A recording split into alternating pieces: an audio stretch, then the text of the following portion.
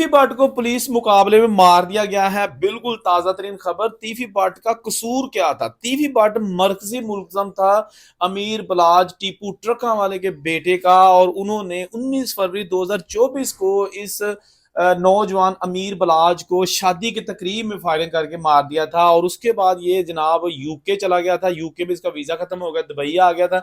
Dubai में visa renew करवा रहा था दुबई में यूके की एम्बेसी से, कि पुलिस ने खालिद महमूद वरिया जो कि सियालकोट से ताल्लुक रखते हैं, एक डीएसपी है, वो वहां पे गए और उन्होंने इसको गिरफ्तार कर लिया, जो कि बहुत बड़ी पुलिस की कामयाबी थी। और उसके एक हफ्ते के बाद दुबई पुलिस ने पाकिस्तान के हवाले कर दिया। कल ही ये तीफी भट्ट दुबई से पाकिस्तान पहुंचा था कि रात को रहीम यार खान के इलाके में पुलिस के साथ मुकाबला हो गया और अब इस दुनिया में नहीं रहा, इसको मार दिया गया है। 1993 में ये शुरू होने वाली दुश्मनी अब एहतमाम को पहुंच चुकी है।